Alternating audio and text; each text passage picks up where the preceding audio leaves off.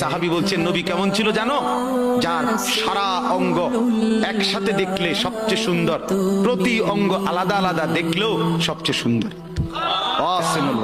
আরেকজনকে বলছে আপনি বলেন তো, আরেক সাহাবী বলছে আমি বলি যে নবী ছিলেন এমন যাকে একবার দেখলে আবার দেখতে মন চায়, দ্বিতীয়বার দেখলে প্রথমবারের চাইতে আরো সুন্দর মনে হয়, যত তারে দেখি তত সুন্দরই লাগে। তিনি ছিলেন আল্লাহ তাআলা মেরাজে, এই যে এই মাস 7 আসমানের উপরে আরশে আজিমে আল্লাহ তাআলা নবীকে নিয়ে গেলেন।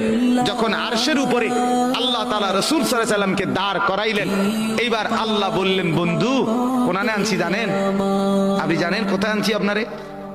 কাজে আপনি যখন ছোটবেলায় জন্ম নিছেন, ছোট্টবেলায় ফেরেশতাদেরকে বলছিলাম ফেরেশতারা আমার বন্ধুকে কোলে নাও, নিয়া আমার সৃষ্টি